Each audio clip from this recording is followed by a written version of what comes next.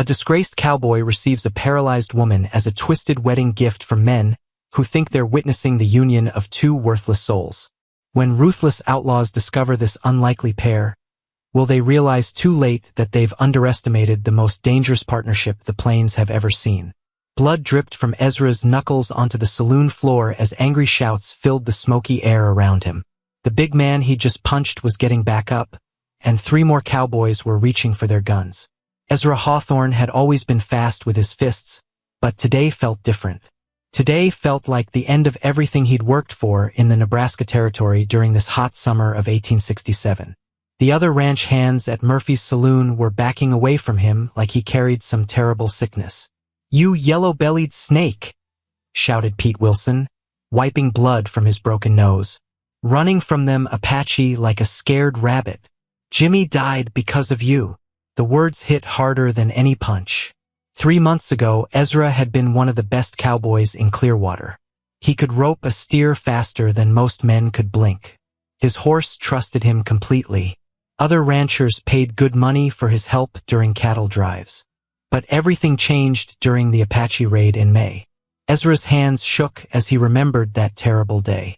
He and Jimmy had been checking fence lines when the war party came over the hill. 15 painted warriors on fast horses, whooping and firing arrows. Jimmy had grabbed his rifle and started shooting back.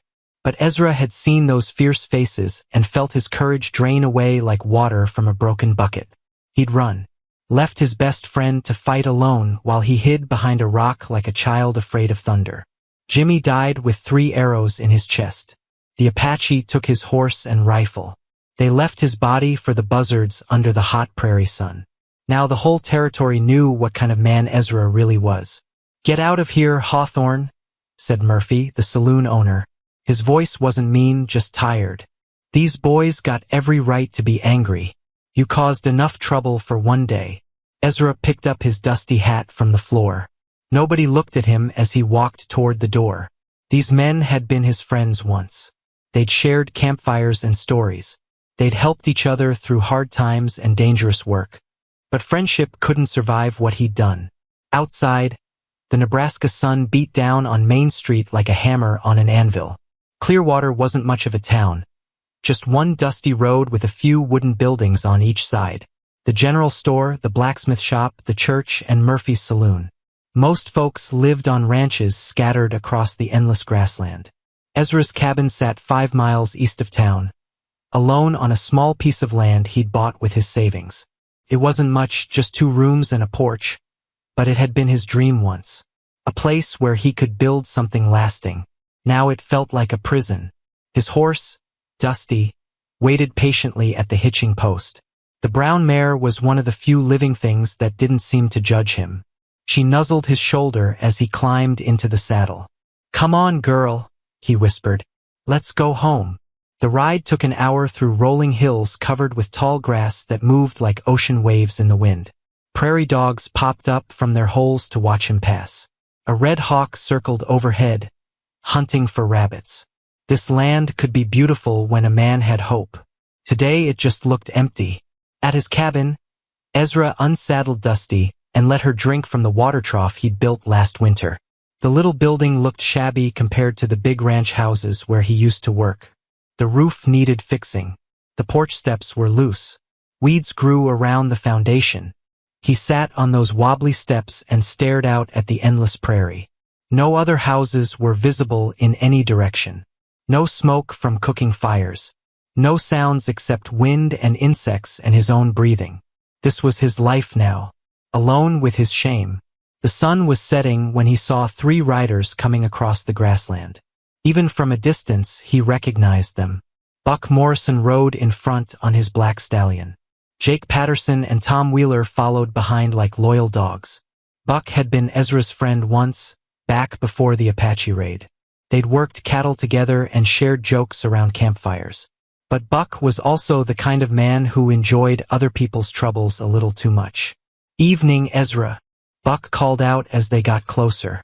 His voice was too friendly, like a snake trying to sound like a songbird. "Mind if we water our horses?" Ezra nodded toward the trough. He didn't trust himself to speak. These men hadn't come just for water. Buck dismounted and let his horse drink while Jake and Tom stayed in their saddles. All three men wore guns on their hips and had the hard look of cowboys who'd seen too much trouble.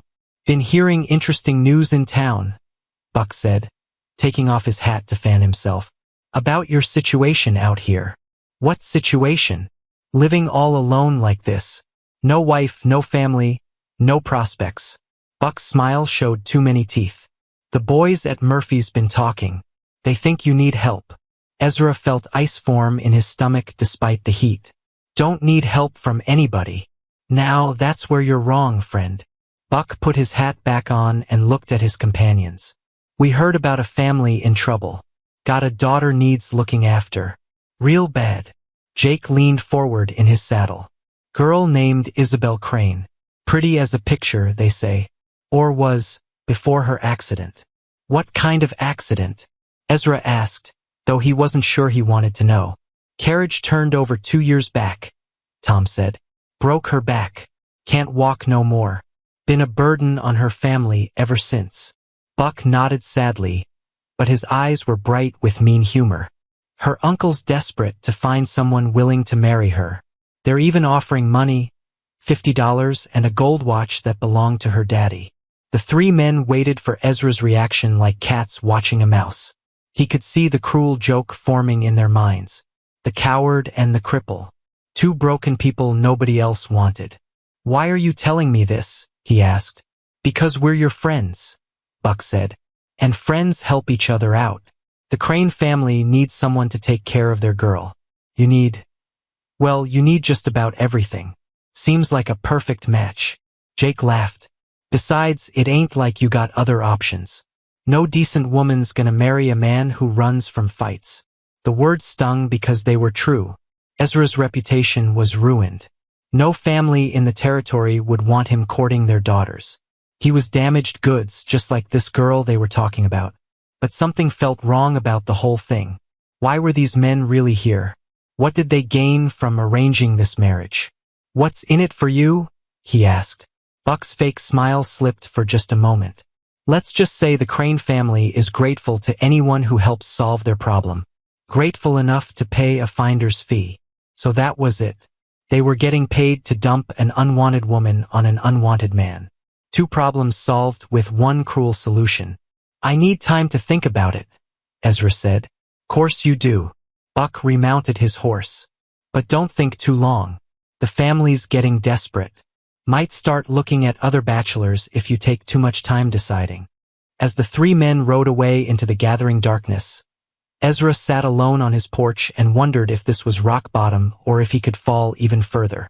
The wagon arrived at dawn with squeaking wheels and a driver who looked like he'd rather be anywhere else in the world. Ezra had spent the whole night pacing around his cabin, trying to decide what to do. Part of him wanted to refuse Buck's offer and send the girl back to her family. But another part, the lonely part that talked to him in the dark hours before sunrise, whispered that maybe this was his only chance at having someone to share his life with. Now, watching the old wagon pull up to his porch, he felt like a man about to jump off a cliff. The driver was a thin man with gray whiskers and clothes that had seen better days. He climbed down slowly, like his bones hurt, and walked over to where Ezra stood waiting. "You Hawthorne?" the man asked. "I am. Name's Henry Crane. I'm Isabel's uncle." He didn't offer to shake hands. "Got your bride here along with her things." The way he said bride made it sound like he was delivering a sack of grain or a piece of furniture. Henry walked to the back of the wagon and started untying ropes that held down a canvas cover. "She ain't much trouble," Henry said without looking at Ezra. "Keeps quiet most times. Can sew real nice and knows her letters. Just needs help getting around, if you know what I mean." Ezra's mouth felt dry as desert sand. "Maybe I should meet her first. She's awake. Been awake since before sunrise, matter of fact." Henry pulled back the canvas to reveal the wagon bed, which had been fitted with blankets and a thin mattress. The woman lying there was not what Ezra had expected. The men in town had called her pretty, but that word wasn't big enough for what he saw. Isabel Crane had hair the color of autumn leaves and skin like fresh cream. Her eyes were green as spring grass, but they held a sadness that made Ezra's chest feel tight. She was also clearly afraid, though she was trying hard not to show it. "You must be Ezra," she said. Her voice was soft but steady. "I'm Isabel, ma'am." Ezra touched the brim of his hat. I'm glad to meet you." It was a lie. He wasn't glad about any of this. But his mama had raised him to be polite to ladies, and this woman deserved better than the raw truth about why they were both here. Isabel studied his face like she was trying to read his thoughts. "They told you about my condition?"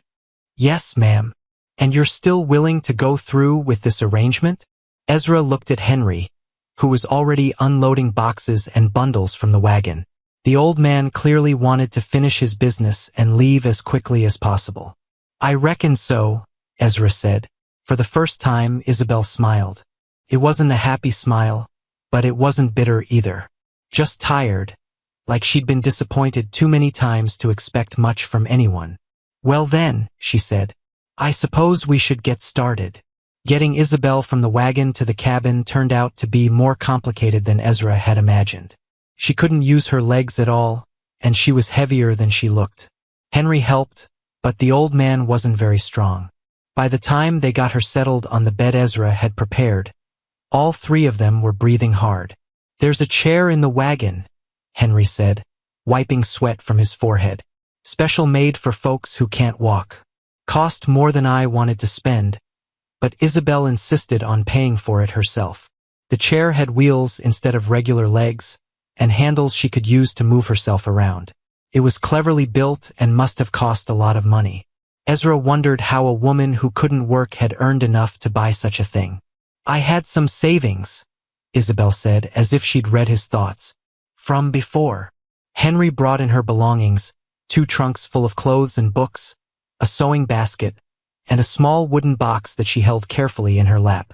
He worked quickly, like he couldn't wait to leave. "The arrangement's for 1 year," he told Ezra when everything was unloaded. "If it don't work out, you can send her back. But the money's yours either way." He handed Ezra a small leather pouch that clinked with coins. $50, as promised, plus a gold pocket watch that felt heavy in Ezra's palm. "This was my brother's," Henry said, looking at the watch. "Isabel's daddy. He was a good man who deserved better than what life gave him." He looked directly at Ezra for the first time. "I hope you'll remember that." After Henry left, Ezra and Isabel sat in awkward silence. The cabin suddenly felt very small with 2 people in it. Ezra had lived alone for so long that he'd forgotten how to share space with another person. "I should probably explain the rules," he said finally. "Rules?" Isabel raised one eyebrow. About how this is going to work. The sleeping arrangements and such." "I see." Her voice was carefully neutral. "And what rules did you have in mind?" Ezra felt his face getting hot. "Well, you can have the bed. I'll sleep on the floor, or maybe build myself a cot. And I won't. That is, I don't expect. We don't have to." "You don't have to pretend this is a real marriage," Isabel said quietly. "I know why you agreed to this arrangement. You need the money, and I need a place to live. That's all." Her words should have made him feel better, but they didn't. Instead, they made him feel small and selfish. "It ain't just about the money," he said. "No?" She looked at him with those sharp green eyes. "Then what is it about?" Ezra couldn't find an answer that didn't make him sound pathetic. The truth was too embarrassing to admit, that he was so lonely he was willing to marry a stranger just to have someone to talk to. "I guess we'll figure it out as we go," he said. Isabel nodded. "I suppose we will." She moved her chair to the window and looked out at the prairie stretching away in all directions. "It's very quiet here. Too quiet for most folks. I like quiet." She was silent for a moment. "What do you do out here?" "For work. I mean, try to raise cattle. Got about 20 head, but they're scattered all over creation. Sometimes I hire myself out to other ranchers, but—" He stopped himself before mentioning his ruined reputation. "But what?" "Nothing. Just that work's been scarce lately." Isabel turned her chair to face him. "They told me about the Apache raid." Ezra felt like he'd been punched in the stomach. Who told you? My uncle. He thought I should know what kind of man I was marrying. Her voice was matter-of-fact, not cruel. He said you ran away and left your friend to die. That's true. The words came out like broken glass. I was a coward. Still am, I suppose. Are you? What do you mean? I mean, are you a coward now? Today? Or were you just a man who got scared once? Ezra stared at her. Nobody had ever asked him that question before. Everyone in Clearwater had decided what kind of man he was based on one terrible moment. But this woman, this stranger who had every reason to judge him harshly, was asking if that moment defined his whole life. I don't know, he said honestly. Then I guess we'll figure that out too. Isabel smiled again, and this time it looked almost real. Along with everything else. As the sun climbed higher in the sky, Ezra began to wonder if maybe, just maybe, this strange arrangement might turn out to be something more than just two broken people trying to survive together. But he didn't dare hope for too much. Hope was dangerous for people like them. The iron pot crashed to the floor, spilling beans everywhere as Isabel's wheeled chair bumped into the stove for the third time that morning. This isn't working, she said, her voice sharp with anger and something that might have been tears. Ezra looked up from mending his torn shirt at the kitchen table. 2 weeks had passed since Isabel arrived, and they were both learning that sharing the tiny cabin was harder than either had expected. The space that felt lonely for one person became cramped and difficult for two, especially when one of them couldn't walk. Let me help, Ezra said, starting to rise. No, Isabel's green eyes flashed. I can do this myself. I have to be able to do this myself. But as she tried to maneuver her chair around the spilled beans, Ezra could see the problem clearly. The cabin had been built for a man living alone. The doorways were barely wide enough for her chair. The kitchen counter was too high for her to reach properly. The whole place was like a puzzle with missing pieces. The cabin's the problem, not you, he said gently. Isabel stopped trying to clean up the mess and looked at him. Her face was red from effort and embarrassment. What do you mean? I mean, this place wasn't built for two people, especially not for someone who needs to move around in a chair. Ezra knelt down and started picking up the scattered beans. We need to make some changes. Changes cost money. Money we don't have. We got $50 from your uncle, and I got some lumber stored in the barn from when I was planning to add another room. Isabel watched him work. You'd do that? Change your whole house for me? Ezra thought about it. A month ago, this cabin had been his private retreat from the world. Now the idea of making it work better for both of them seemed natural, even necessary. It's our house now, he said. Might as well make it comfortable. Over the next few days, Ezra threw himself into the work of rebuilding. He widened the doorway between the kitchen and main room. He lowered part of the counter so Isabel could reach the cooking area. He built shelves at the right height for her to store her things. The hardest job was building a ramp from the porch to the ground. Isabel had been trapped inside the cabin since she arrived, unable to get outside without help. But a ramp would give her freedom to come and go as she pleased. You're making an awful lot of noise out there, she called from the window as he hammered boards together in the morning sun. Good things take time, he called back. And loud hammering, apparently. Despite her teasing, Ezra could hear something new in her voice. Hope, maybe. Or just relief that someone was taking her problems seriously instead of treating her like a burden to be managed. The work was harder than he'd expected. His hands, soft from weeks of inactivity, developed new blisters. His back ached from bending over sawhorses. But something about the physical labor felt good. For the first time since the Apache raid, he was building something instead of just surviving. On the third day, while he was measuring boards for the ramp, Isabel wheeled herself to the porch to watch him work. You don't have to do all this, she said. I know. Then why are you? Ezra paused, considering his answer. The truth was complicated. Part of it was practical. They needed the space to work better. But part of it was something else, something he wasn't ready to name yet. Because it's the right thing to do, he said finally. Is that the only reason? He looked up at her, sitting in the shade of the porch roof with the morning light catching the red highlights in her hair. She was watching him with those sharp green eyes that seemed to see more than most people looked for. Maybe not the only reason, he admitted. That afternoon, as Ezra worked on finishing the ramp, he heard the sound of hoofbeats approaching. 3 riders were coming across the prairie, and even from a distance he could tell they meant trouble. "Isabel," he called quietly. "Get inside." "What's wrong?" "Just get inside. Now." She must have heard something in his voice because she didn't argue.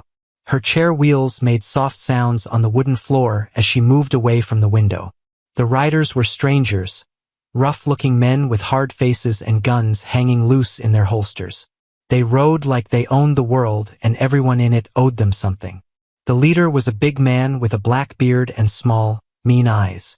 He looked around the cabin and barn like he was taking inventory. "Afternoon," he said, not bothering to tip his hat. "Nice little spread you got here. Can I help you?" Ezra tried to keep his voice steady. "Depends. We're looking for work. Heard there might be opportunities in this area for men who ain't afraid of hard tasks." The way he said hard tasks made Ezra's skin crawl. These weren't men looking for honest ranch work. "Don't have any work available," Ezra said. "That's a shame."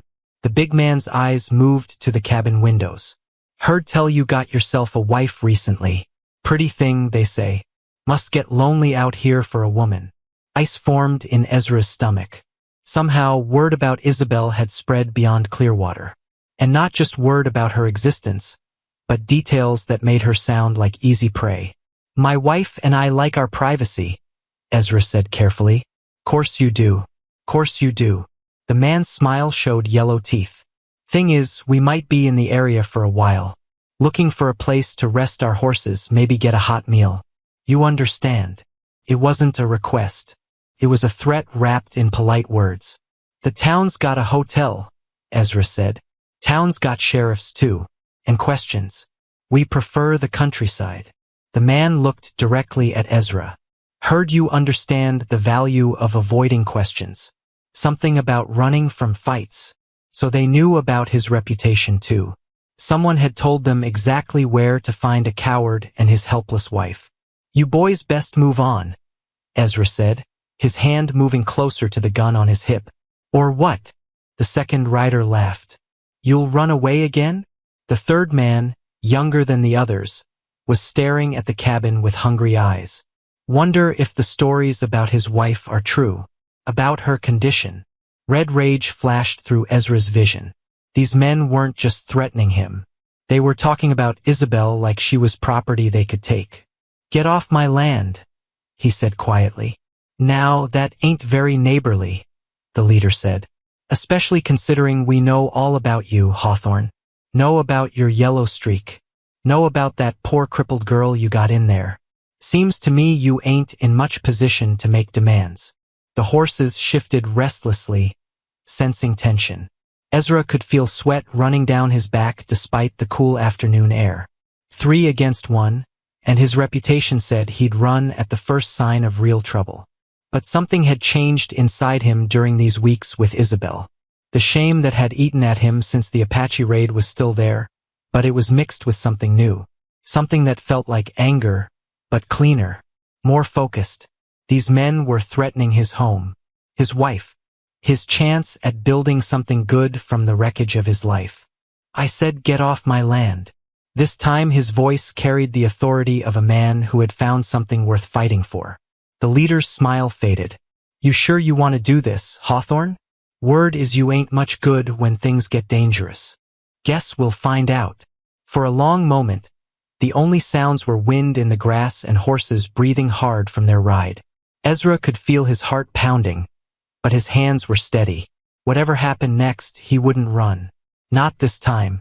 The leader studied Ezra's face and apparently didn't like what he saw there. "We'll be back," he said finally. "Count on it." As the 3 men rode away, Ezra stood watching until they disappeared over a hill. Only then did he realize he was shaking. "Ezra?" Isabel's voice came from the doorway. "Are you all right?" He turned to look at her.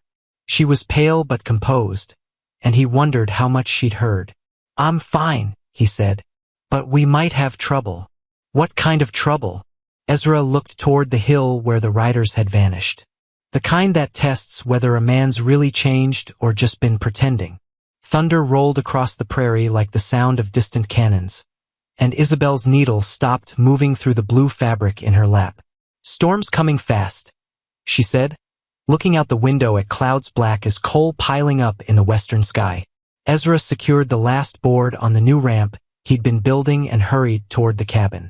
The wind was picking up, bending the tall grass and sending dust devils spinning across the yard. Nebraska storms could turn deadly without warning, and he wanted everything tied down before the worst of it hit. "Help me with the shutters," he called to Isabel as he reached the porch. She was already wheeling herself toward the window fastenings. Over the past week, they developed a rhythm of working together that surprised them both. She handled tasks she could reach from her chair while he took care of things that required standing or climbing. "Those men who came by yesterday," Isabel said as they secured the cabin. "Do you think they'll really come back?" "Probably." Ezra tested the latch on the last shutter. "Men like that don't make threats they don't mean to keep." "What did they want, exactly?" Ezra paused. He'd been trying to protect Isabel from the full truth, but she deserved to know what they might be facing. "Money, most likely. Food. Maybe." He struggled to find words that wouldn't frighten her too much. "Maybe they heard about you, about your situation. Some men think a woman who can't run away is easy prey." Isabel's hands tightened on her chair's armrests. "I see. But they're wrong," Ezra said quickly. "About you being helpless, I mean, and about me running if trouble comes." "Are they? Wrong about you running?" The question hung between them like the charged air before lightning strikes. Ezra had been asking himself the same thing for days. "I hope so," he said honestly. The first fat raindrops splattered against the windows as they moved inside. Within minutes, the drops became a downpour that drummed on the roof like 1,000 tiny hammers. Lightning flashed, turning the world outside stark white for brief moments. "I've been thinking about what you said," Isabel said, raising her voice over the storm noise. "About this being our house now. What about it? If it's really our house, then I should contribute more than just sewing and cooking."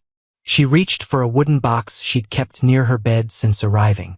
"There's something I haven't told you about my life before the accident." Ezra settled into his chair by the fireplace, curious. Isabel had shared very little about her past beyond basic facts about her family and the carriage crash that changed everything. "My father owned a general store in Omaha," she said, opening the box carefully. "After my mother died, I helped him run it. Kept the books, managed inventory, dealt with suppliers." She pulled out a thick ledger bound in brown leather. The pages were covered with neat columns of numbers and careful handwriting. "I wasn't just helping," she continued. "By the time I was 20, I was running most of the business myself. Papa was getting old, and his eyes weren't good for reading fine print anymore." Ezra leaned forward. "You ran a whole store? For 3 years. We did well too. Better than most businesses in town." Pride crept into her voice. "I had plans to expand into dry goods, maybe open a second location." Lightning illuminated the cabin again, followed immediately by thunder that shook the walls. The storm was directly overhead now. "What happened to the store?" Ezra asked. Isabel's expression darkened. "After my accident, my cousin James took over. Papa had died the winter before I got hurt, so James was the only male relative left. He said a woman in my condition couldn't possibly manage a business. Even though you'd been running it successfully for years. Even though." Her voice was bitter. "He sold everything within 6 months. Said he was protecting me from the stress of business worries." Ezra was beginning to understand why Isabel had been so insistent on paying for her own wheelchair and keeping her personal belongings close. She'd lost more than the use of her legs in that carriage accident. She'd lost her independence, her livelihood, and her future. "Is that why your uncle was so eager to marry you off?" he asked. "Partly. James gives the family a small allowance for my care, but he makes it clear that I'm a burden. Finding me a husband meant one less mouth for him to worry about feeding." Another flash of lightning revealed something moving outside the window. Ezra tensed, reaching for the rifle he kept by the door. "What is it?" Isabel asked. "Thought I saw." He peered through a gap in the shutters. Probably just a tree branch blowing in the wind. But his instincts were telling him something different. During his years as a cowboy, he'd learned to trust those instincts. They'd kept him alive more than once. "Isabel, I need you to listen carefully," he said, keeping his voice low. "There's a loose floorboard under your bed. Third board from the wall. There's a gun wrapped in oilcloth underneath it." She stared at him. "You hid a gun under my bed?" "Your gun. From your father's store. Your uncle gave it to me with your other things. Said you might want it for protection." "Papa's Colt." Her voice was soft with memory. "I'd forgotten Uncle Henry packed it. Can you still use it?" "I could shoot a playing card at 20 paces when I was 16. Some of her old confidence returned. "The accident didn't hurt my hands or my eyes." A board creaked on the front porch, too heavy and deliberate to be caused by wind. Ezra blew out the lamp, plunging the cabin into darkness lit only by lightning flashes. "Get the gun," he whispered. Isabel moved her chair quickly toward the bed while Ezra positioned himself by the front window. Through the storm, he could make out shapes moving around the cabin. At least 3 men, maybe more. "They're using the storm as cover," he said quietly. "Smart." Isabel had retrieved the pistol and was checking its chambers with practiced efficiency. "Papa always said bad men prefer to work when honest folks are looking the other way." A voice called out from the porch, barely audible over the thunder. "Hawthorne, we know you're in there. Open up." It was the same man who'd threatened them yesterday, the one with the black beard and mean eyes. His companions would be positioning themselves around the cabin, cutting off escape routes. "What do you want?" Ezra called back. "Just to get out of this storm. Come on, be neighborly." Isabel wheeled herself close to Ezra. "They're lying." "I know." He checked his rifle's action. "If shooting starts, stay low and aim for center mass. Don't try to wound them." "I understand." Looking at her in the lightning's glow, Ezra saw no fear in her green eyes. Only determination and a kind of fierce readiness that reminded him why she'd been able to run a successful business at such a young age. "Hawthorne." The voice was closer now, right outside the door. "Last chance to do this the easy way." Something heavy slammed against the wooden door. Then again. The third impact splintered the frame. "Now we find out," Ezra muttered, raising his rifle. "Find out what?" "Whether I'm still the same man who ran from the Apache." The door burst open in a shower of wood splinters, and dark figures rushed into the cabin. The storm had brought more than rain and lightning. It had brought the test Ezra had been dreading since the day Jimmy died. This time there was nowhere to run. The first gunshot shattered the lamp on Ezra's table, sending glass flying like deadly rain through the dark cabin. "Down!" Ezra shouted, diving behind the overturned kitchen table as 2 more bullets punched holes in the wall where he'd been standing. The storm outside masked the sound of gunfire, which meant no help would come from neighboring ranches. Isabel had already dropped low in her chair, Papa's Colt steady in her hands. Lightning flashed through the broken shutters, revealing 3 men spreading out inside the cabin. The black-bearded leader kicked over chairs while his companions moved to block the windows. "Should have been smart, Hawthorne," the leader yelled over the thunder. "Now we do this the hard way." Ezra's rifle boomed, and the youngest outlaw spun sideways, clutching his shoulder. The man's scream of pain mixed with the wind howling through gaps in the walls. "That's for threatening my wife." Ezra worked the bolt, ejecting the spent shell. But even as he spoke, doubt gnawed at his mind. 3 armed men against a known coward and a woman who couldn't walk. Those weren't good odds. The familiar voice of fear whispered that he should surrender. Give these men what they wanted. Hope they'd leave Isabel unharmed. "Behind you!" Isabel's warning came just in time. Ezra rolled sideways as a gun barrel swung toward his head. The second outlaw had circled around the kitchen area, trying to get a clear shot. Ezra's elbow caught the man's wrist, sending his pistol spinning away into the darkness. They grappled on the floor, the outlaw stronger but Ezra more desperate. The man's fist connected with Ezra's jaw, stars exploding behind his eyes.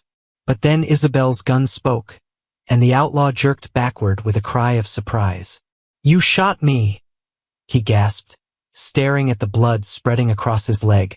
"I was aiming for your heart," Isabel said coldly. "I'm out of practice." The wounded man tried to crawl toward his dropped weapon, but Ezra kicked it away. Outside, the storm was reaching its peak, rain hammering the roof like angry fists. "Give up, Hawthorne," the leader called from behind the overturned bed. "You're just making this harder on everyone." "Harder on you, maybe," Ezra replied, reloading his rifle. His hands were steady now, the shaking fear replaced by something cleaner and more focused. This wasn't like the Apache raid. Then, he'd been caught by surprise, overwhelmed by warriors who seemed to appear from nowhere. This time, he knew exactly what he was fighting for: his home, his future, and the woman who'd become more important to him than his own life. "Listen to me." The leader's voice had turned desperate. "We know about the money. $50 plus that gold watch. Hand it over and we'll leave peaceful-like." So that was their real target. Someone had told them about Isabel's dowry. Ezra wondered who else knew about their arrangement, who else might see them as easy prey. "The money's mine," Ezra called back. "Earned fair and square. For marrying a cripple? That ain't earning, that's charity." The cruel words hit Isabel like physical blows. Ezra saw her flinch, saw doubt creep into her eyes. These men weren't just threatening their lives. They were attacking the fragile trust that had been growing between her and Ezra. "Don't listen to them," Ezra said quietly, moving closer to her chair. "They don't know anything about us." "Don't they?" Isabel's voice was barely audible over the storm. "Isn't that exactly what this is? You married me for money, and I came here because nobody else would have me." Thunder crashed overhead, but Ezra heard something else: horses whinnying outside. More riders were arriving. The three men in the cabin weren't working alone. "Reinforcements," the leader laughed. "Should have taken my offer, Hawthorne." But when the cabin door burst open again, it wasn't more outlaws who entered. Sheriff Coleman stumbled through the rain, his badge gleaming in the lightning flashes. Behind him came two deputies, guns drawn and ready. "Drop your weapons," Coleman shouted. "This is the law." The leader's face went pale. "Sheriff? How did you dash?" Mrs. Patterson saw riders heading this way during the storm. Figured they might be the same bunch that's been hitting ranches all month. Coleman's eyes took in the scene: wounded outlaws, bullet holes in the walls, Ezra and Isabel defending their home. "Looks like we got here just in time." The fight went out of the outlaws quickly.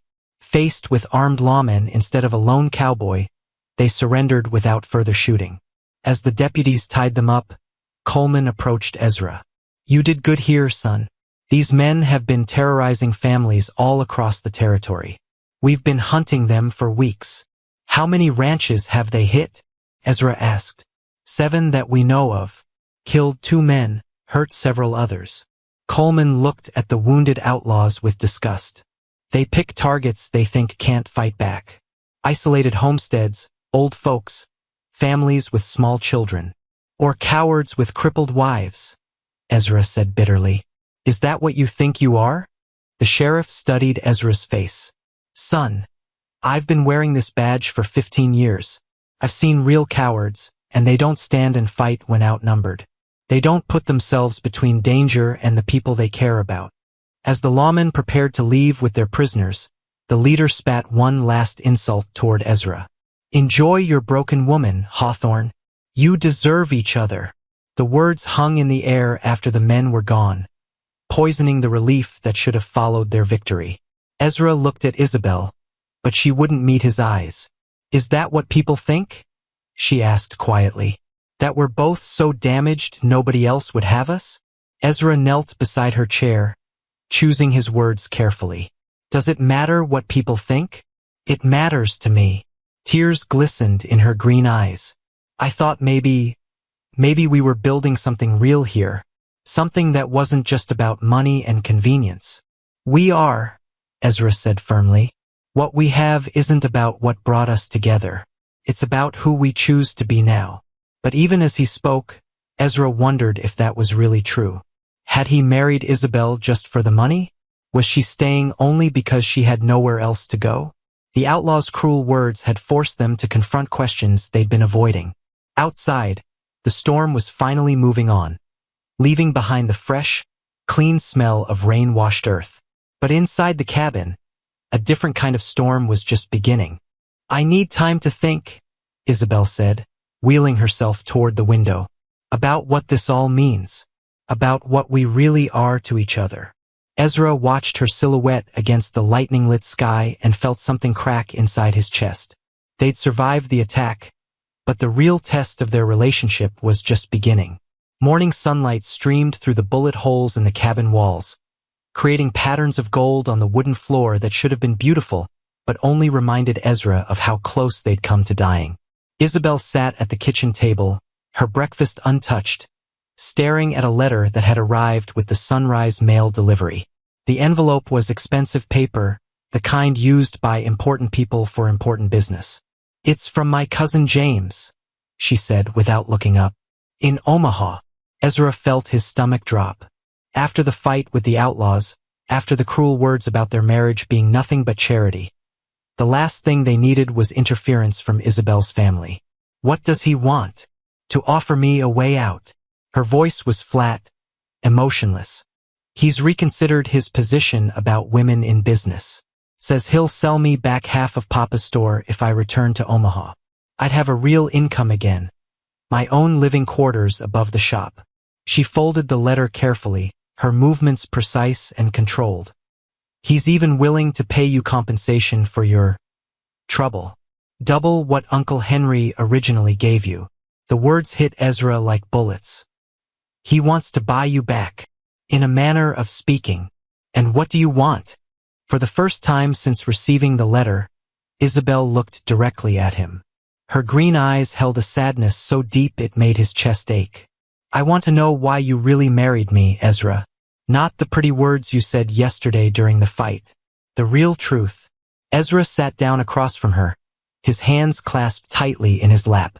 This was the conversation he'd been dreading since the outlaws forced them to examine their relationship. You want honesty? I want honesty. The money was part of it, he admitted. I won't lie about that. $50 is more cash than I'd seen in months. Isabel nodded, her expression unchanged. What else? I was lonely. So lonely I was starting to talk to my horse like she could answer back. The cabin felt like a tomb with just me in it. Anything else? Ezra studied her face, looking for some hint of what she wanted to hear. But her expression gave nothing away. I was curious about you, he said finally. The way you talked back to Buck Morrison that first day.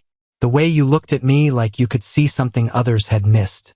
I'd never met a woman who seemed so unbroken, despite everything that had happened to her. Unbroken. Isabel repeated the word like she was tasting it. Is that what you see when you look at me? What do you see when you look at yourself? She was quiet for a long moment, watching dust motes dance in the sunbeams streaming through the damaged walls. I see a woman who used to run a successful business and now can't even cook breakfast without bumping into furniture, she said. I see someone whose own family considers her such a burden they'll pay strangers to take her away. That's not all you are, isn't it? Her voice was sharp now, angry. Tell me, Ezra, if I could walk, if my family still respected me, if I had my own money and my own choices, would you have wanted me then? Or do you only care about me because I'm as damaged as you are? The question hung between them like a challenge. Ezra realized this was the real test of their relationship. Not bullets from outlaws, but the honest examination of their own hearts. I don't know, he said quietly. If you were the successful store owner you used to be, you never would have ended up here. We never would have met. That's not an answer. It's the only answer I have. Ezra stood up and walked to the window, looking out at the prairie that stretched endlessly in all directions. I can't pretend to know who I would have been if things were different. But I know who I am now and I know who you are now. And I know that what we've built here feels more real than anything else in my life. Behind him, he heard the soft sound of Isabel's chair wheels on the wooden floor. She moved to stand beside him, or rather, to sit beside where he stood. James says I can have my old life back, she said. Independence, respect, a chance to prove I'm more than my disabilities. Sounds like everything you lost. It does, doesn't it? She reached out and touched his hand. But it's not everything I've found. Ezra looked down at her, afraid to hope. What have you found? A partner who sees my strength instead of just my weaknesses. A man who changes his whole house to make me comfortable. Someone who stands and fights when others would run away. I almost did run, Ezra confessed. Last night, when those men first broke in, every instinct told me to surrender, to give them what they wanted and hope they'd leave us alone. But you didn't. No, because running would have meant losing you. And I discovered that losing you scared me more than dying. Isabel smiled, the first real smile he'd seen since the letter arrived. That's the most romantic thing anyone's ever said to me. Even though it's probably not very romantic to be loved by a coward? You're not a coward, Ezra Hawthorne. A coward doesn't rebuild his home for someone else's comfort. A coward doesn't stand against 3 armed men. A coward doesn't choose love over safety. She held up James's letter. Do you know what I'm going to tell my cousin? What? That I already have everything I need. A business partnership with the man I love. In a place where we can build something new together. Business partnership? Isabel's eyes sparkled with the same determination he'd seen when she faced down the outlaws. I've been thinking about what we could do with this land. There's a main trail only 2 miles south of here. Travelers need supplies, food, a place to rest their horses. You want to open a store? I want us to open a store. Together. Use my business knowledge and your understanding of what cowboys and ranchers need. She gestured toward the damaged cabin. We'll need to rebuild anyway after last night. Why not build something bigger? Something that serves the whole territory. Ezra stared at her, seeing not the broken woman her family had discarded, but the brilliant businesswoman she'd always been. James's money could get us started, she continued. But this time we'd be real partners, equal partners. You'd give up the chance to return to your old life for that? My old life is gone, Ezra. It died in that carriage accident 2 years ago. Isabel took his hand in both of hers. But my new life, our life, is just beginning. Outside, a hawk circled high above the prairie, riding the wind currents with effortless grace. It reminded Ezra that sometimes the most beautiful things came from learning to work with circumstances rather than fighting against them. Equal partners, he said, testing the words. In everything. Even if people talk? Even if they say we're just 2 broken people who settled for each other. Isabel laughed, the sound bright and clear as spring water. Let them talk. We'll be too busy proving them wrong.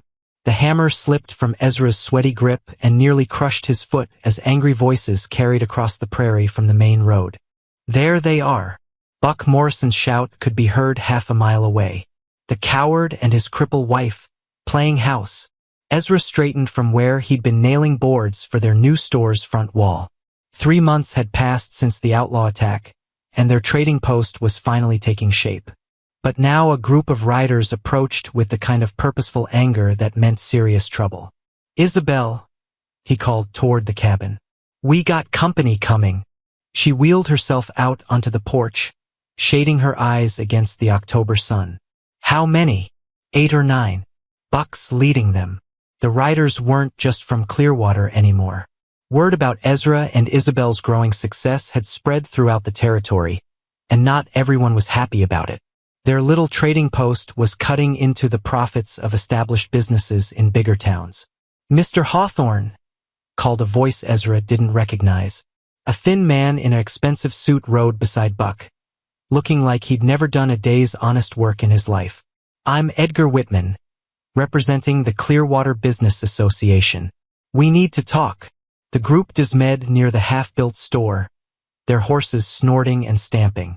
Ezra could see the mix of anger, jealousy, and something uglier in their faces. "Nice little operation you got here," Whitman said, looking around with obvious distaste. "Shame you didn't think to get proper permits before starting construction." "What permits?" Ezra kept his voice steady, but his stomach was sinking fast. "Building permits, business licenses, health inspections." Whitman pulled out an official-looking paper covered with stamps and signatures. "The territorial government takes these things very seriously." Buck grinned like a cat with a mouse. "Seems like you can't just decide to open a store without following proper procedures, Hawthorne. There are rules about these things." "Rules that somehow don't apply to other stores?" Isabel's voice carried clearly from the porch. "Funny how these regulations only appeared after we started succeeding." Whitman's face reddened. "Mrs. Hawthorne, this is a matter of legal compliance, not personal prejudice." "Is it?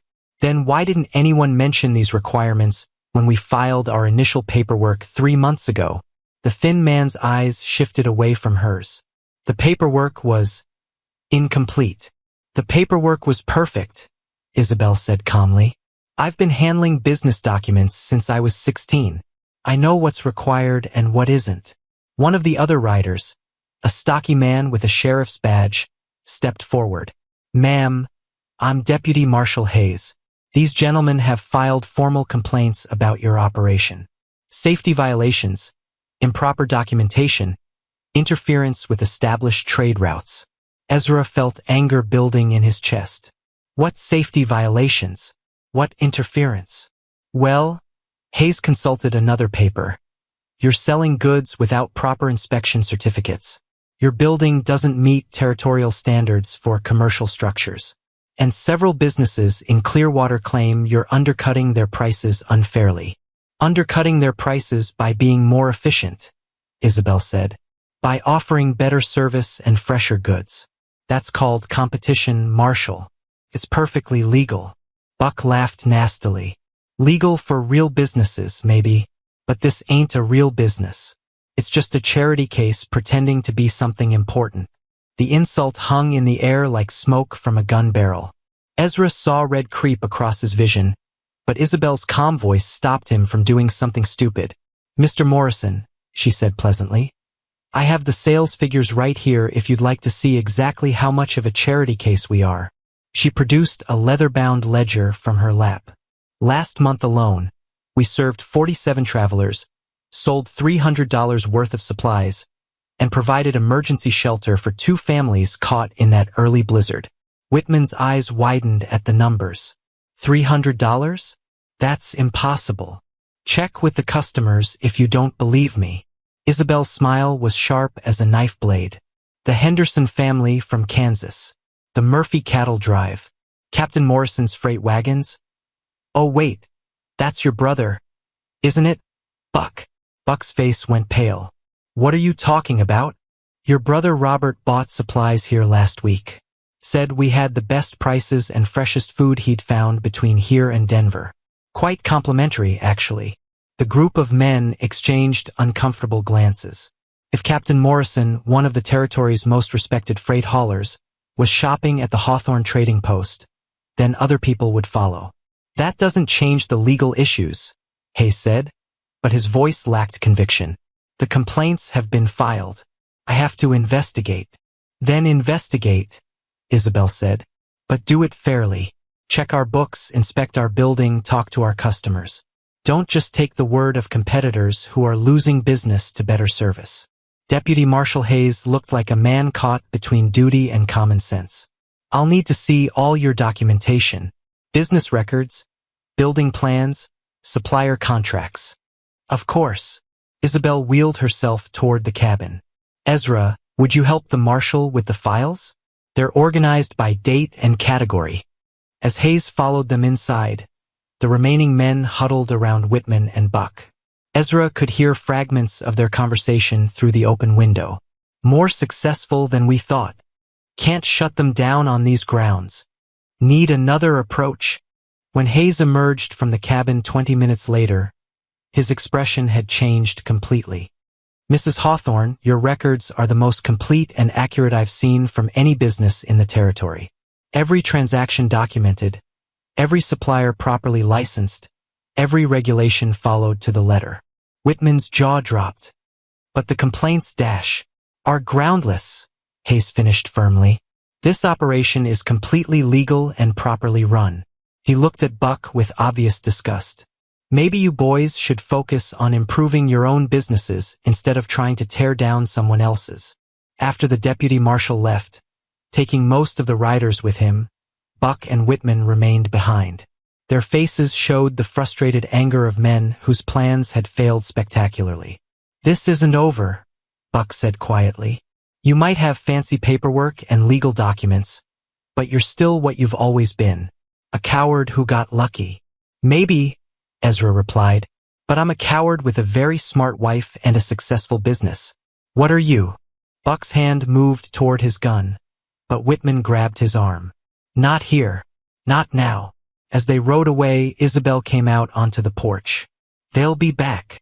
I know. Ezra picked up his hammer and returned to work on the store wall. But next time we'll be ready.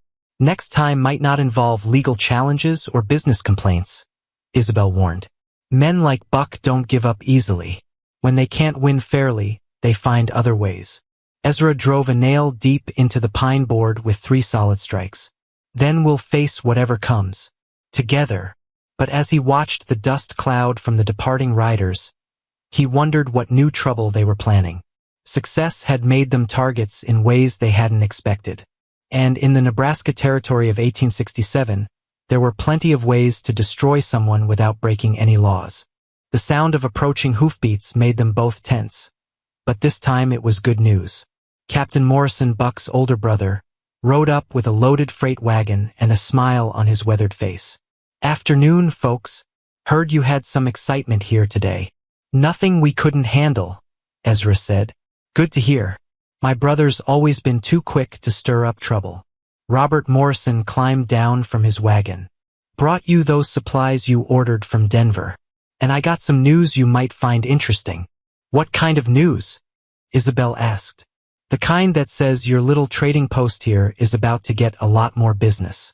The territorial government's planning a new mail route that runs right past your front door. 3 times a week, starting next month. Ezra and Isabel exchanged glances. A mail route meant regular traffic, steady customers, and the kind of official recognition that would make it much harder for competitors to cause trouble. There's more, Captain Morrison continued. They're looking for an official mail stop along this stretch. Someone reliable who can handle deliveries and provide services for postal workers. Interested? Isabel asked Ezra. Very interested. As Captain Morrison unloaded their supplies, Ezra realized that their enemies had made a crucial mistake. By trying to destroy their business with legal challenges, they'd only drawn attention to how successful and well-run it really was. Now that success was about to grow in ways none of them had imagined. But he also knew that Buck Morrison and his allies wouldn't give up.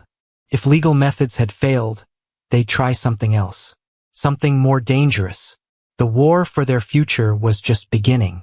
Fire painted the night sky orange as Ezra raced his horse toward the trading post, his heart pounding with each hoofbeat that brought him closer to disaster. He'd been in town picking up mail when the flames started.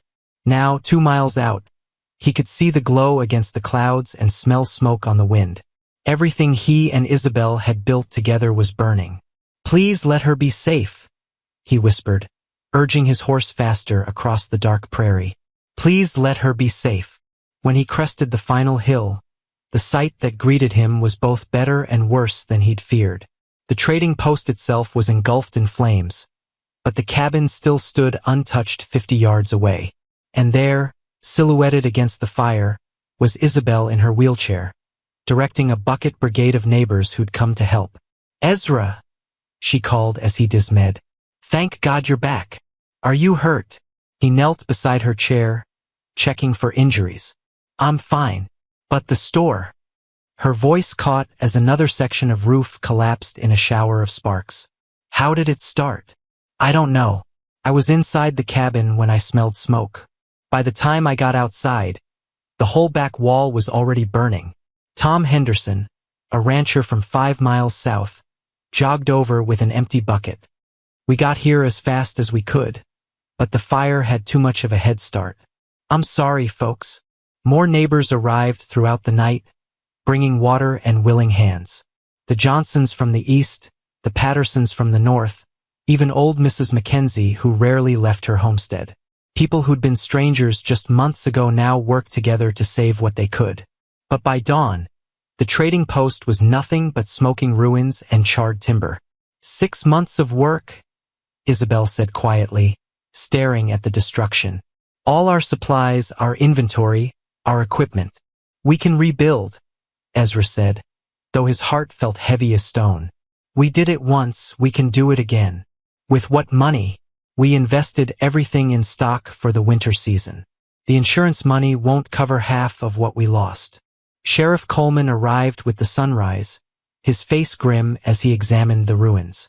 After an hour of poking through the debris, he approached them with something in his hand. Found this buried under some boards, he said, holding up a glass bottle that still smelled of coal oil. Fire didn't start by accident. Ezra felt cold anger settle in his stomach. Someone burned us out. Looks that way. Question is who? I might have an idea about that, said Captain Morrison, riding up with his usual freight wagon. But this time, his brother Buck sat beside him on the driver's seat, hands tied behind his back. Found this fool trying to sell a bunch of brand new store goods in Millerville, Robert explained. Goods that match the description of what you folks had in stock. Buck's face was defiant despite his situation. You can't prove nothing. Can't I? Sheriff Coleman pulled out a notebook. Got 3 witnesses who saw you and Whitman riding this direction yesterday evening. Got the storekeeper in Millerville who remembers you trying to sell goods that still smelled like smoke. That's not enough for a conviction, Buck said, but his voice had lost some of its confidence. Maybe not, Coleman agreed, but it's enough to start asking harder questions. Like why Edgar Whitman left town on the midnight stage right after your little sale attempt. The sheriff's words hit Buck like physical blows. His partner had abandoned him, taking his share of the stolen goods and leaving Buck to face the consequences alone. He ran out on you, didn't he? Isabel said quietly. Left you holding the bag while he escaped with the profits. Buck's silence was answer enough. Why? Ezra asked. Why burn us out? We weren't hurting you that much. Weren't hurting us? Buck's composure finally cracked. You were destroying everything. Your little store was taking customers from every business in 3 counties. And for what? So a coward and a cripple could play at being important. The old insults should have stung, but Ezra found they had lost their power. Too much had happened, too much had been proven, for those words to matter anymore.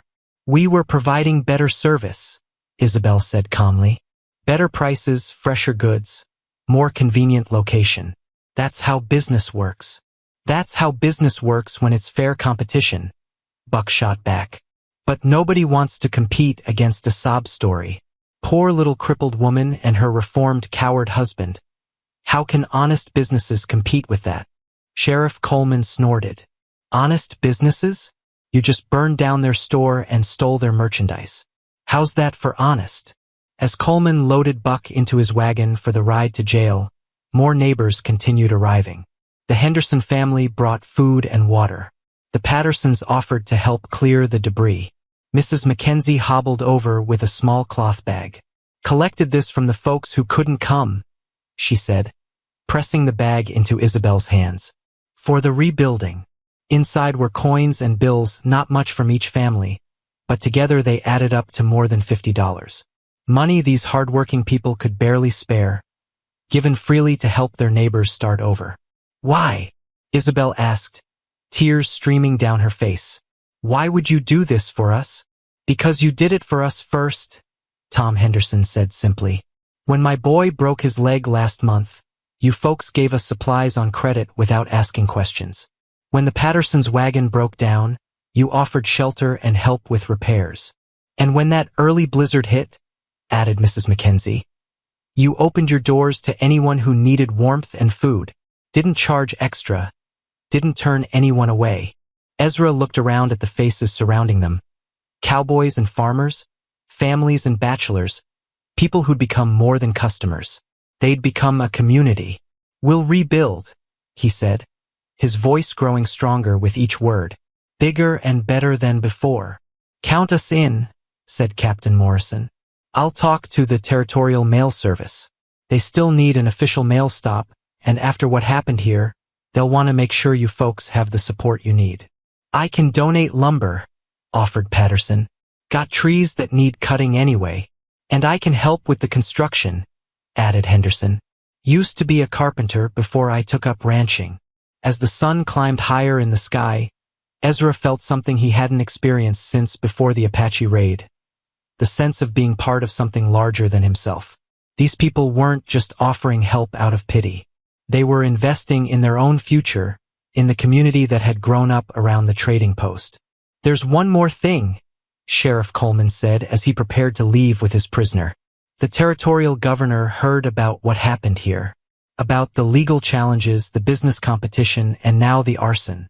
He's sending an official investigator to look into whether there's been organized harassment of legitimate businesses." Buck's face went white. "What does that mean?" "Means if there's a pattern of illegal activity designed to drive out competition, everyone involved could face federal charges, including your friend Whitman, wherever he's hiding." As Coleman's wagon disappeared toward town, Ezra and Isabel sat among the ruins of their store, surrounded by friends they hadn't known they had. "Buck was right about one thing," Isabel said quietly.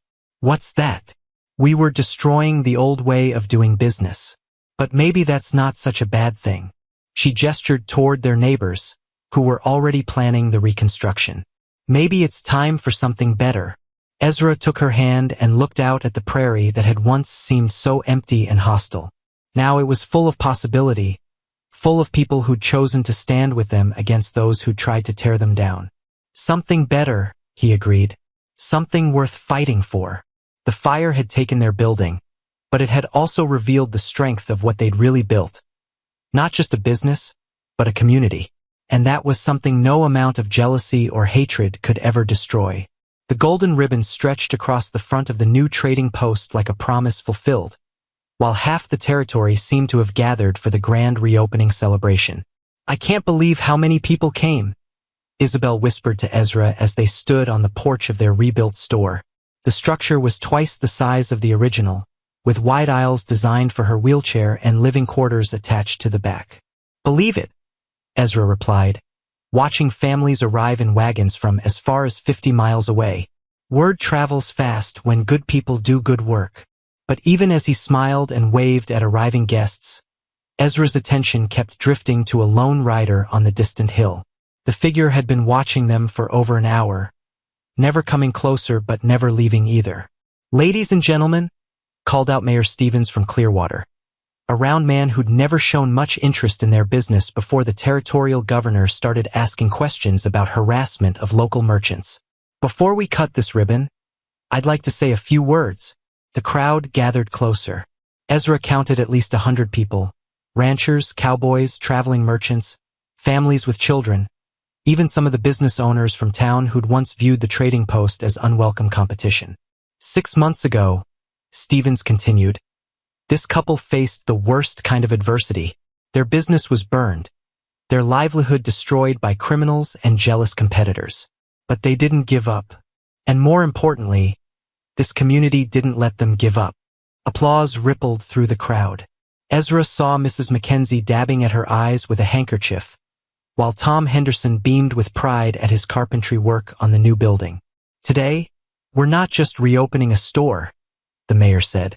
"We're celebrating what happens when decent people stand together against those who would tear down rather than build up."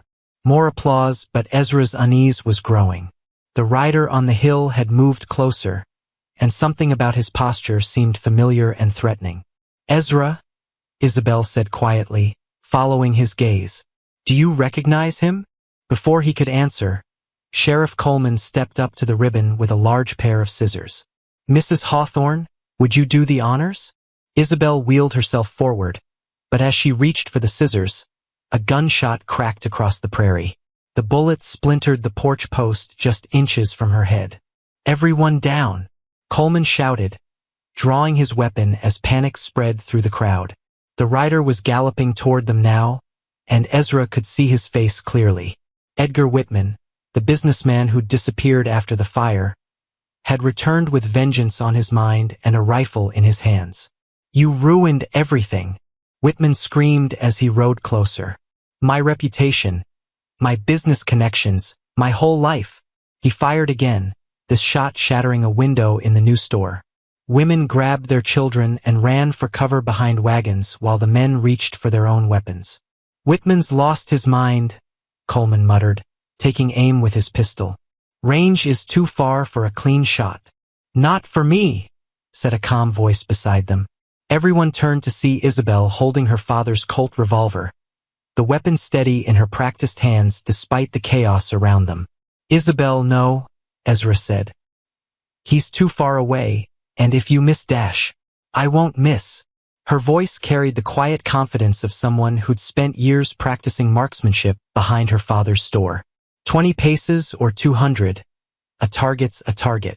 Whitman was closing fast, working the lever on his rifle as he prepared for another shot. In seconds, he'd be close enough to hit someone in the crowd. Isabel's gun boomed once. Whitman's rifle flew from his hands as the bullet struck the wooden stock. His horse reared in panic, throwing him to the ground where he lay stunned and defeated. The crowd erupted in cheers as Coleman and several other men rushed to secure the dazed attacker. But Ezra only had eyes for Isabel, who was calmly reloading her father's pistol with hands that didn't shake at all. "Where did you learn to shoot like that?" he asked in amazement. "I told you, I could hit a playing card at 20 paces when I was 16. She smiled up at him. "I never mentioned that I could hit the ace of spades specifically." As Coleman hauled Whitman away in handcuffs, the crowd's mood shifted from fear back to celebration. The ribbon-cutting ceremony resumed, but now it felt like something more, a declaration that this community wouldn't be intimidated by anyone. "Before we finish this," Isabel said, raising her voice to address the crowd, "I want to say something." The chattering died down as people gathered to listen. "When I first came here, I thought I was broken, useless, a burden that nobody really wanted." Her voice carried clearly across the prairie air. "I was wrong about a lot of things, but mostly I was wrong about what makes a person valuable." She looked at Ezra, then out at the faces of their friends and neighbors. "I used to think my worth came from being able to walk, from running a business, from being independent. But I've learned that real worth comes from the connections we make with others, from the way we lift each other up when times are hard." Murmurs of agreement rippled through the crowd. "This store isn't just a business," she continued. "It's proof that when good people work together, they can overcome anything. Buck Morrison and Edgar Whitman tried to destroy us because they couldn't understand that. They thought competition meant tearing others down instead of building themselves up." "What happened to Morrison?" someone called out. Sheriff Coleman stepped forward. "Buck Morrison was sentenced to 5 years in territorial prison for arson and theft. Edgar Whitman will be joining him as soon as the circuit judge gets here next month." The crowd buzzed with satisfaction. Justice had been served, and the troublemakers who'd plagued honest businesses throughout the territory were finally facing consequences. "Now," Isabel said, taking the scissors from Coleman, "let's officially open this store and show everyone what this community can accomplish." The ribbon fell in 2 pieces as the crowd cheered. People surged forward to explore the new trading post, marveling at the wide aisles, organized shelves, and efficient layout that made shopping easy for everyone. "Mrs. Hawthorne," said a voice behind them. A well-dressed woman with kind eyes approached the porch. "I'm Martha Caldwell from the Territorial Women's Association. We've been following your story with great interest." "Oh," Isabel looked curious. "We'd like to invite you to speak at our annual convention in Denver next month, about overcoming adversity and building successful businesses despite physical challenges." Ezra saw Isabel's eyes light up with excitement. "You want me to speak publicly? We want you to inspire other women who face similar challenges. Your story shows that limitations don't have to define us." As Mrs. Caldwell explained the details of the invitation, Ezra felt a swell of pride for his wife. She'd gone from being discarded by her own family to becoming someone other women looked up to as an example of strength and determination. "There's something else," Mrs. Caldwell added. "The territorial governor has been impressed by your business practices and community involvement. He's considering recommending you for an appointment to the new Territorial Commerce Commission." "What would that involve?" Ezra asked. "Helping establish fair business practices throughout Nebraska Territory, making sure legitimate enterprises aren't harassed by corrupt competitors." Isabel looked at Ezra with questioning eyes. Such an appointment would mean travel, prestige, and influence far beyond their little corner of the prairie. "It's an honor just to be considered," she said carefully. "But I'd need time to discuss it with my husband and business partner." As the celebration continued into the evening, Ezra and Isabel found themselves standing alone on their porch, watching the last guests load their wagons by lantern light. "The commission appointment," Ezra said quietly. "That's a big opportunity." "It is. You should take it." Isabel turned to look at him. "Should I?" "You'd be helping people across the whole territory, making sure what happened to us doesn't happen to other honest business owners." "And what about our store? Our life here?" Ezra gestured toward the thriving trading post, toward the friends loading wagons, toward the community they'd helped build. "This place will always be here. These people will always be our friends. But you have a chance to make a difference on a much larger scale." Isabel smiled and took his hand. "We have a chance." Mrs. Caldwell said the commission position comes with an allowance for a business partner and advisor. "You want me to come with you?" "I want us to face whatever comes next together, just like we always have." As the last wagon disappeared into the darkness, Ezra looked out at the prairie that had once seemed so empty and hostile. Now it was full of possibilities, full of friends, full of hope for the future. Tomorrow would bring new challenges, new opportunities, new adventures. But tonight, they had everything they needed: each other, a thriving business, and a community that had proven itself stronger than any force that tried to tear it apart. The lonely cowboy and the woman society had discarded had become something neither had expected: the pride of the plains. 3 years later, Isabel's voice rang clear and confident across the packed Denver auditorium as she addressed the largest gathering of the Territorial Commerce Commission in Nebraska's history. "When we started our trading post, people said we were just two broken individuals who'd settled for each other out of desperation," she said from her position at the speaker's podium, her wheelchair positioned so the audience could see her clearly. "They were wrong about the desperation part, but they were right about one thing: we were both broken." Laughter rippled through the crowd of business owners, government officials, and territorial delegates who'd come to hear the woman who'd transformed from a discarded burden into one of the territory's most respected advocates for fair commerce. "But being broken doesn't mean being worthless," Isabel continued. "Sometimes it just means you're ready to be rebuilt into something stronger." From his seat in the front row, Ezra felt the familiar surge of pride he experienced every time he watched his wife speak publicly. The shy, bitter woman who'd arrived at his cabin in a wagon was now confident enough to address crowds of hundreds, influential enough to change territorial law, and respected enough that the governor himself sought her advice on business matters. "The question we face today," Isabel said, "is whether Nebraska Territory will continue to tolerate the kind of harassment and intimidation that drove my husband and me from our beds to defend our livelihood with guns, or whether we'll create a system where honest competition replaces corrupt manipulation." Applause filled the auditorium. In the 3 years since their trading post had been attacked and burned, Isabel had documented over 40 similar cases across the territory: small businesses destroyed by larger competitors who used legal harassment, intimidation, and sometimes outright violence to eliminate competition. "The Hawthorne Fair Commerce Act," she continued, "will establish clear penalties for business harassment, create an appeals process for wrongly accused merchants, and most importantly, ensure that success comes from serving customers better, not from destroying competitors." More applause, but Ezra's attention was caught by a commotion near the back of the auditorium. A man was pushing through the crowd, and even from a distance, Ezra could see the anger in his movements. "Mrs. Hawthorne," the man shouted, his voice cutting through the applause, "what about honest business owners who've been destroyed by your special treatment?" Security guards moved toward the disturbance, but Isabel raised her hand to stop them. "I'd be happy to address your concerns, sir. What's your name?"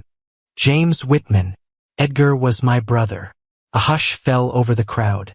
Edgar Whitman had died in territorial prison 6 months ago, still ranting about the injustices done to him by the Hawthorns and their supporters. "My brother wasn't a criminal," James continued, his voice shaking with emotion. "He was a legitimate businessman trying to protect his livelihood from unfair competition. You people destroyed him with lies and political connections." Ezra tensed, ready to move if the man became violent. But Isabel's response was calm and measured. "Mr. Whitman, I'm sorry for your loss. Losing a family member is always painful." Her voice carried genuine sympathy. "But your brother wasn't imprisoned for being a competitor. He was convicted of arson and theft. Convicted by judges who were influenced by your political allies. Convicted by a jury of his peers based on physical evidence and witness testimony." Isabel's tone remained patient but firm. "The bottle of coal oil found in our burned store. The stolen merchandise he tried to sell. The witnesses who saw him leaving our property the night of the fire. You set him up. You and your husband and that corrupt sheriff." The accusation hung in the air like smoke. Ezra could see doubt creeping into some faces in the audience.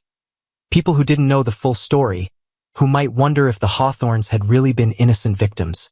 "Mr. Whitman," Isabel said quietly, "would you like to know what really destroyed your brother?" "I know what destroyed him. Your special treatment because you're a cripple and he's a coward." The old insults should have stung, but Ezra found they bounced off him like rain off a roof. Too much had happened, too much had been proven, for those words to have any power anymore. "What destroyed your brother," Isabel continued, "was his inability to compete honestly.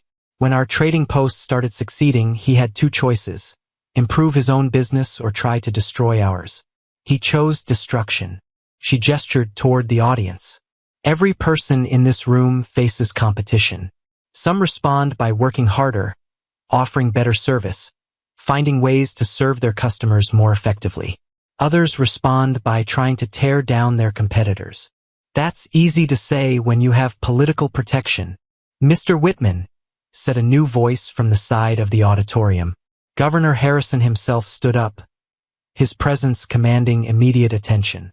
"Mrs. Hawthorne didn't have political protection when your brother burned down her store. She had something much more powerful: the support of a community that recognized her value." The governor walked toward the podium, his words carrying the authority of his office. "I've read every document related to your brother's case. The evidence was overwhelming. But more than that, I've personally visited the Hawthorne Trading Post and seen what they've built."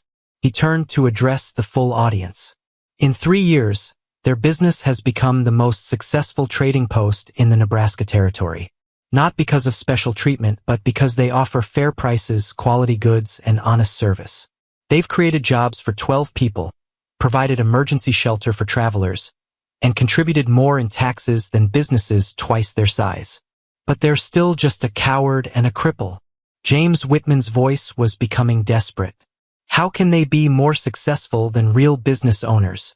"Because," said another voice from the crowd, "they understand something your brother never did." Captain Morrison stood up, his weathered face serious. "I've been hauling freight through this territory for 20 years. I've dealt with hundreds of businesses. The Hawthorns succeed because they focus on their customers instead of their competitors." "That's right," added Tom Henderson, rising from his seat. "When my family needed supplies on credit, they didn't ask questions about our ability to pay. They trusted us and helped us through a hard time." More voices joined in: customers who'd been helped, neighbors who'd been supported, competitors who'd learned to improve their own businesses instead of trying to destroy others. "This is what your brother couldn't understand," Isabel said gently to James Whitman. "Success isn't about tearing others down. It's about building something valuable and sharing it with your community." The angry man looked around at the sea of faces, all telling the same story of the Hawthorns' positive impact on their lives and businesses. His shoulders sagged as he realized he was fighting not just 2 people, but an entire community. They were still just charity cases, he said weakly. Were they? Governor Harrison asked. Because from where I stand, they look like exactly what this territory needs. People who turn challenges into opportunities, who build bridges instead of walls, who prove that worth isn't determined by circumstances but by character. James Whitman stood silent for a long moment, then slowly made his way toward the exit. At the door, he turned back. I hope you're right, he said quietly. I hope they really are what you think they are. After he left, the auditorium gradually returned to its celebratory mood.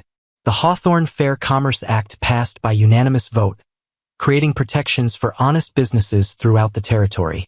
Later, as the crowd dispersed and officials congratulated them on their success, Ezra and Isabel found themselves alone on the steps of the Capitol building, watching the sun set over the bustling city of Denver.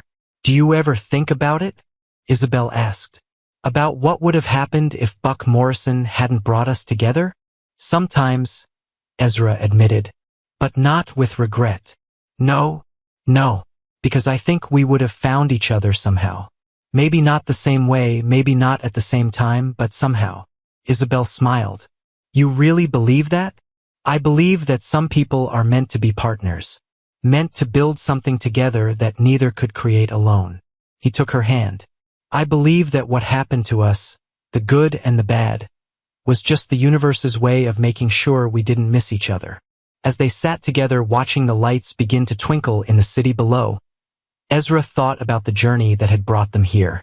From a cruel joke meant to humiliate two broken people, they'd built a successful business, a strong marriage, and a community that had changed the way an entire territory thought about commerce and competition. What's next? Isabel asked. Whatever we choose, Ezra replied. Together, the lonely cowboy and the discarded woman had become something neither had dreamed possible when they first met in that dusty cabin. They'd become proof that worth isn't determined by society's judgment, but by the courage to believe in yourself and the wisdom to find others who see your true value. They'd become the pride of the plains, not because they were perfect, but because they'd learned that sometimes the most beautiful things grow from the most broken ground. In the distance, a train whistle echoed across the prairie, carrying with it the promise of new adventures, new challenges, and new opportunities to prove that love and partnership could overcome any obstacle life might place in their path.